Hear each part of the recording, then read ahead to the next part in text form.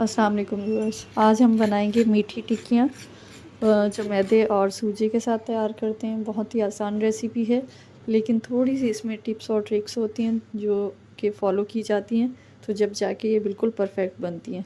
तो प्रॉपर तरीके से गाइड करूँगी, एंड तक वॉच कीजिएगा और रेसिपी अच्छी लगे तो लाइक कर दीजिएगा। सबसे पहले मैंने ये एक मेजरिंग कप ले लिया। ये ऑल इन वन है, तो मैं सारी मेजरिंग इसी से ही करूँगी। तो आप अगर चाहें तो दूसरा कप भी ले सकते हैं, या आपके घर में जो कप है नॉर्मल चाय का, अगर उसी से बना रहे हैं तो फिर हर चीज़ उसी से जो है ना आपने नाप लेनी है।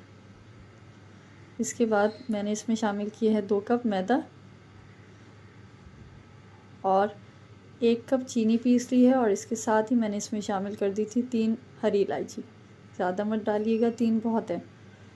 साथ ही पीस लीजिएगा तो बहुत ही अच्छी सी इसमें खुशबू आएगी और चीनी पीस जाएगी। और इसके अंदर शामिल कर देंगे। इसके बाद मैंने इसके अंदर शामिल किया है सूजी। सूजी भी हम आधा कप ले लेंगे। जितना आपने मैदा लेना है उसका आधा चीनी लेनी है, और जितनी चीनी लेनी है उसका आधा आपने सूजी ले लेनी है। बस ये आपने जहन में रखना है। बहुत बारीक नहीं है, नॉर्मल है, बस मोटी बारीक कोई सी भी सूजी ले लें। बस थोड़ा सा जब इसको टाइम देते हैं सेट करने के लिए, तो उसी में जो है ना ये बिल्कुल सॉफ्ट हो जाती है, आटे में मिक्स हो जाती है। इसके बाद मैंने इसके अंदर शामिल किए हैं 3 टेबल स्पून सफ़ेद तिल। अगर आपके पास हों तो लाजमी डालिएगा, इससे खूबसूरत भी बहुत लगती हैं टिक्कियाँ, और सर्दियाँ हैं तो खाने में भी जो है ना काफ़ी इसकी अफादियत है, तो अगर है आपके पास तो लाजमी शामिल कीजिएगा। इसके बाद मैंने इसमें शामिल किया है पिसा हुआ खोपरा, 1/3 कप है। ये बनता है तकरीबन 5 टेबल स्पून, ये शामिल कर दीजिएगा 5 टेबल स्पून, और साथ में 1 टीस्पून और ले लीजिएगा, तो ये बनता है 1/3 कप। ये डाल के आपने अच्छी तरह से हाथों की मदद से सारी चीज़ों को अच्छे से मिक्स कर लेना है, ताकि जब हम आटा इसका बाद में इसकी जब डो बनाएंगे तो ये ज़रा जल्दी बन जाएगी। उसके बाद मैंने लिया है 1/3 कप मेल्ट करके घी लिया है। आप चाहें तो देसी घी भी डाल सकते हैं। ये भी तकरीबन 5 टेबल स्पून भर के, और 1 टीस्पून। अगर आप नाप के जो है ना इसका नाप का अंदाज़ा नहीं हो रहा तो फिर आप इसी तरह लीजिएगा, लेकिन एक चीज़ का ख्याल रखिएगा कि आपका घी एक तो मेल्ट होना चाहिए, और दूसरा इसको ज़्यादा मत डालिएगा, क्योंकि ये फिर हम जब इसको फ्राई करते हैं तलते हैं तो ये फिर उसके अंदर बिखर जाती हैं टिक्कियाँ।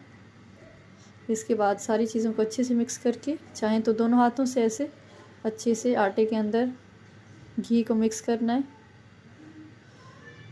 इतना मिक्स करना है कि ये आटा बिल्कुल जो है ना मुट्ठी बनने लगे और अच्छी तरह से आटे के अंदर मिक्स हो जाए। तकरीबन 3 से 4 मिनट आपने मिक्स करना है। मैंने बड़े बर्तन में इसको ट्रांसफ़र किया है ताकि अच्छी तरह से मिक्स हो जाए।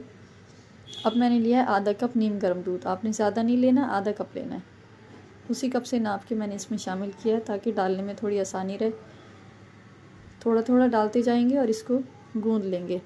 अब आपने इस टाइम पे एक चीज़ का ख्याल रखना है कि आपने डो जो है वो सख्त बनानी है, नरम नहीं होनी चाहिए। बिल्कुल जैसे हम नॉर्मल रोटी का आटा गूँधते हैं उससे थोड़ी सख्त होगी। बहुत ज़्यादा सख्त भी नहीं रखनी कि बिल्कुल वो फिर रोटी ना बने या बेल ना सके हम, लेकिन जैसे हम आटा गूँधते हैं उससे सख्त हो, इस चीज़ का ख्याल रखिएगा। बस इसको अच्छे से गूँध लेंगे।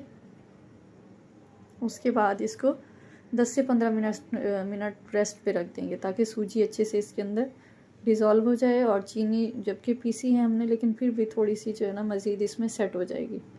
उसके बाद इसको काउंटर पे ले आएंगे और अच्छी तरह से एक दफ़ा दोबारा से जैसे मुक्की लगाते हैं ना, पंच लगाते हैं, इस तरह से लगा के इसको दोबारा 2 हिस्सों में डिवाइड कर लें, आधा आधा कर लें, और इस तरह से बड़ा सा पेड़ा बना के इसको हल्का हल्का सा बेल लें और इसको रोटी से मोटा रखते हैं। पतली चपाती होती है ना, जैसे 3 एक दूसरे के ऊपर रखी हैं, कितनी मोटी हो जाती है उतनी आपने इसकी जो है ना थिकनेस रखनी है। उसके बाद इसको बेल लेंगे। आटा या फिर खुश्की होती है जैसे वो भी नहीं लगाना, और ना ही इसके ऊपर आपने ऑयल लगाना है। बस जैसे हमने इसको डो इसकी बना के रखी है, बस इसको बेल लेंगे, चिपकेगी नहीं।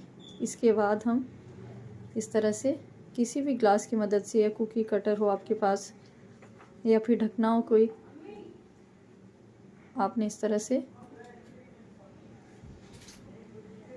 काट लेनी है सारी टिक्कियाँ। और जो इसकी साइड में डो बची है इसको दोबारा से अच्छी तरह से बेल के दोबारा से इसकी निकाल लें। अब मैंने दूसरी तरफ घी रख दिया था बिल्कुल हल्की आंच पे। आपने जब इसकी ये फ्राई करनी है टिक्कियाँ, तो आपका ऑयल जो है बिल्कुल मीडियम से लो की तरफ होना चाहिए, बहुत ज़्यादा गर्म नहीं होना चाहिए, क्योंकि हमने चीनी डाली है इसके अंदर पीस के, तो फिर फ़ौरन से जलना शुरू हो जाएगी और अंदर से टिक्कियाँ कच्ची रह जाएंगी और ऊपर से काली हो जाएंगी, तो कड़वाहट भी आ जाएगी और क्रिस्पी नहीं बनेगी बिल्कुल। तो आपने इस चीज़ का ख्याल रखना है।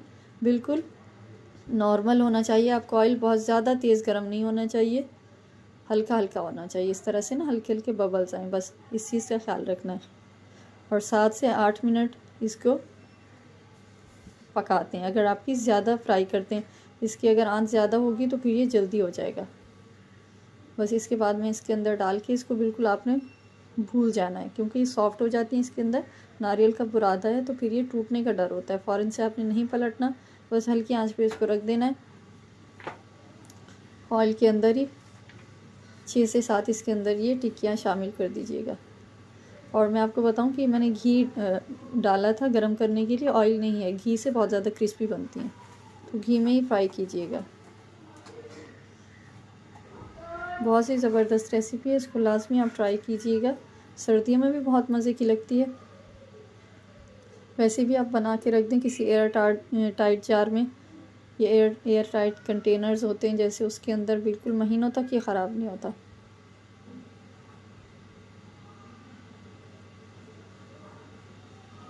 इसको अच्छी तरह से फ्राई कर लेंगे। तकरीबन 4 से 5 मिनट के बाद मैंने इसकी साइड चेंज की थी, तो आपने भी इसी तरह से पलट लेना है।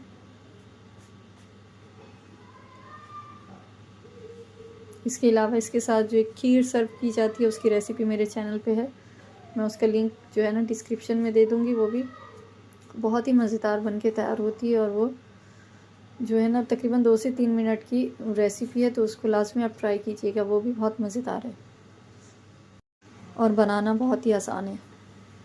तो इस तरह से देखिए हल्का सा गोल्डन सा खूबसूरत सा कलर आ गया, तो अब हम इसको निकाल लेंगे। बहुत ज़्यादा इसको ओवर कुक नहीं करेंगे, नहीं तो फिर कड़वाहट आ जाएगी इसके अंदर।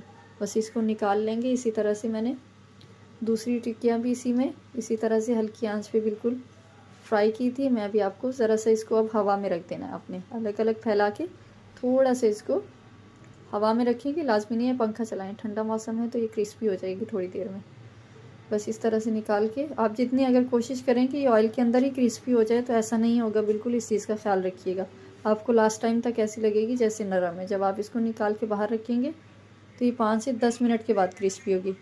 उसके बाद इसको किसी भी एयर टाइट जार में बंद करके रख दें तो ये क्रिस्पी ही रहेंगी। तो मैं अभी आपको दिखाती हूँ। इसकी आवाज़ मैंने आपको शुरू में सुना दी थी कि कितनी क्रिस्पी बन के तैयार हुई हैं। बहुत ही मज़ेदार ये बन के तैयार होती हैं, टेस्ट बहुत अच्छा है। और जो है ना आप इनको फर्स्ट टाइम भी बनाएंगे तो इस रेसिपी को फॉलो करके बनाइएगा, तो बिल्कुल परफेक्ट आपकी मीठी टिक्कियाँ। तो लास्ट में ट्राई कीजिएगा और मुझे फीडबैक दीजिएगा। रेसिपी अच्छी लगे तो चैनल को सब्सक्राइब करके बेल आइकन का बटन प्रेस कर दीजिएगा। तो मिलते हैं नेक्स्ट रेसिपी में, जब तक के लिए अल्लाह हाफिज़।